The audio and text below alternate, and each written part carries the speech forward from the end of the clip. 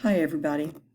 I want to do a quick tutorial on using the proof, checking the proof, and providing revisions.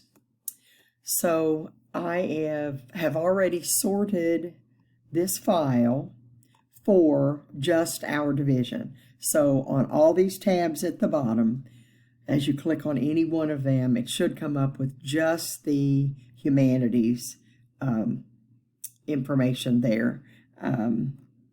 So yes, humanities, humanities, humanities.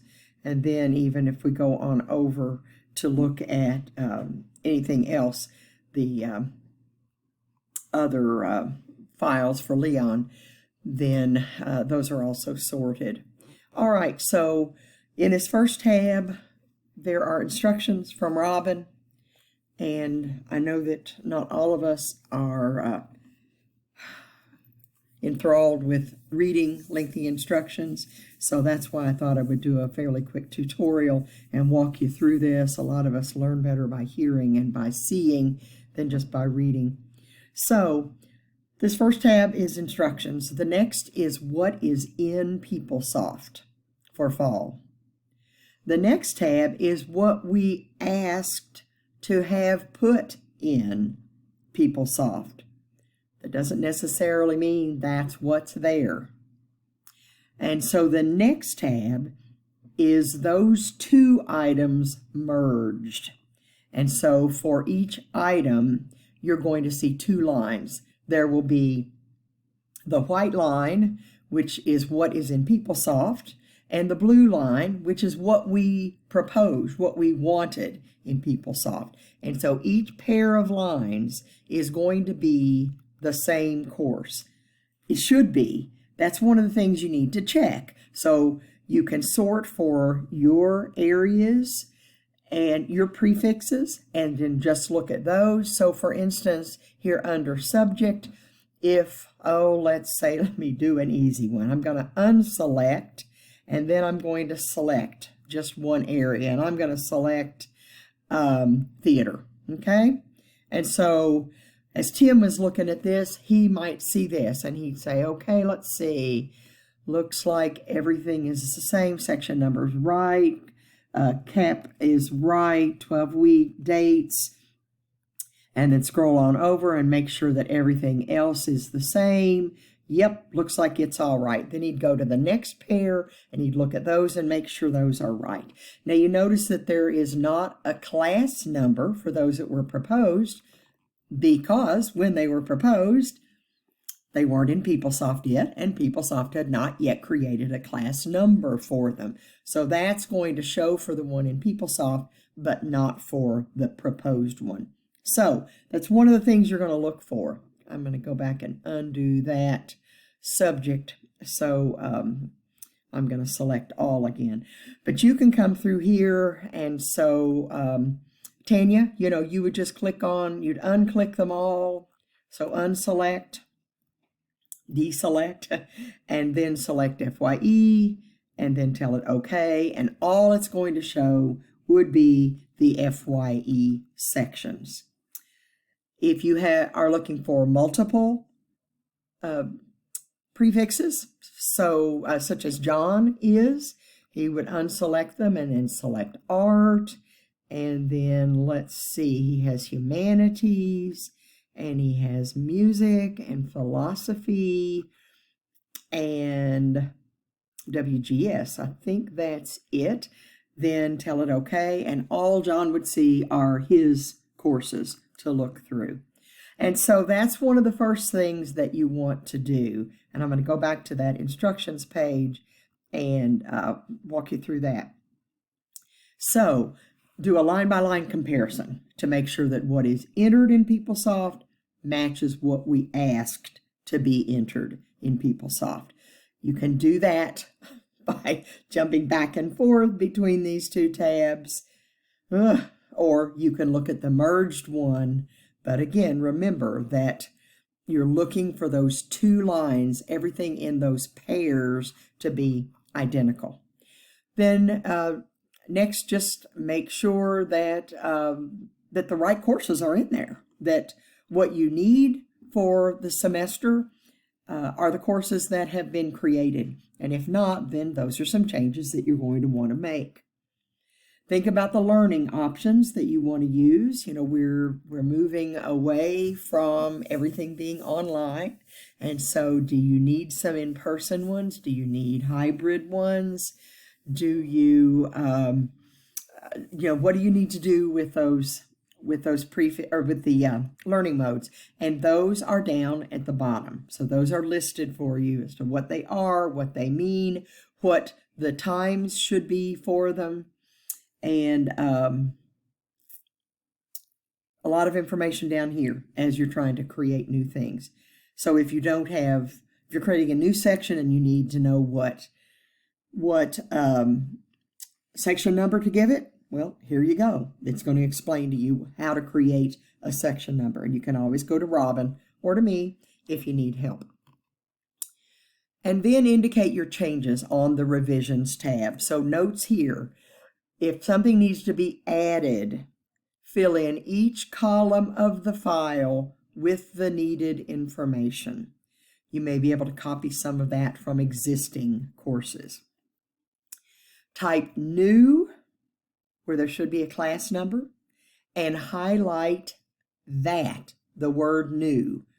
Everything else, just go ahead and type it in. It doesn't need to be highlighted.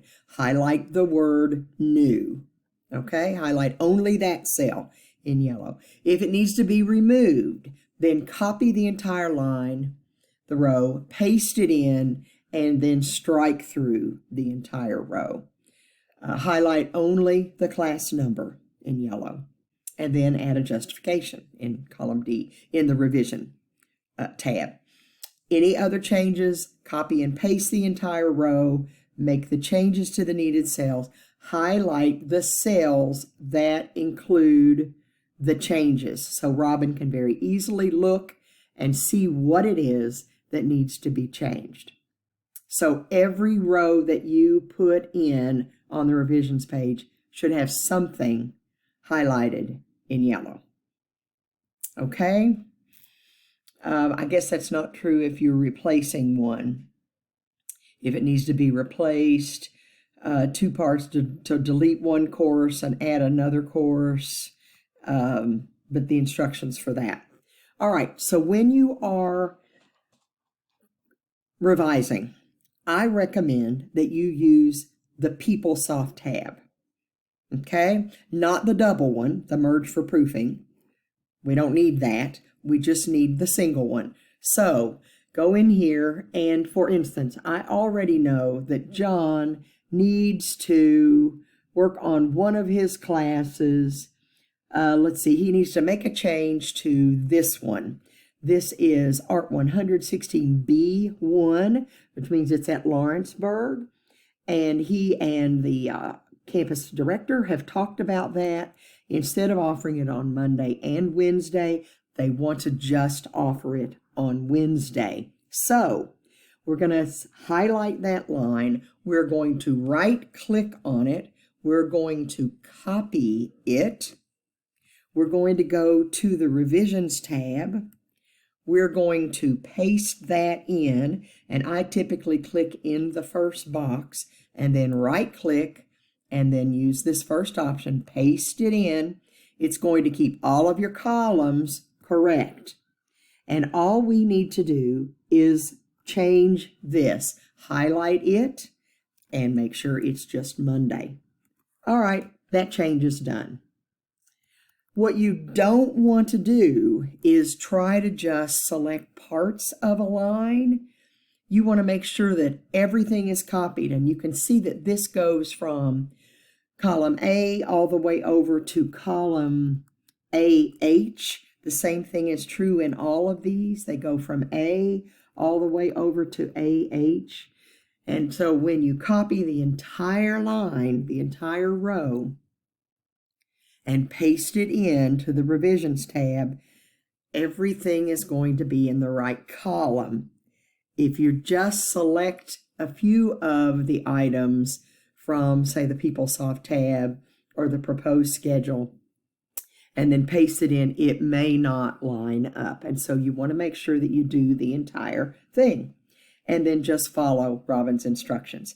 Okay, so another thing I want to show you is way down in the left bottom corner, there are arrows there. And so if we click on this right arrow, then it's going to open up these tabs all the way to the last one. So there are instructions about the course fee, variable credit, and modules, and what to do with those. We don't have any modules in our courses. We might have course fees, and so particularly in developmental ed, we might have course fees where we use an embedded textbook. FYE has used an embedded textbook in the past. Other classes, philosophy, I think, uses embedded textbooks, and so you would then put in who the publisher is, author's last name. I think it asked for, I thought it asked for the ISBN of the book. Let's see, I'm not seeing that. The text or test title, that's if you're using an embedded test or a publisher test. So just make sure that you're using the instructions for that if you're putting that in, and then Leon will look that information up and get that back for confirmation later. One thing that a couple of you will need to do is with variable credit. I know with our Reading 100 course, it's a variable credit course.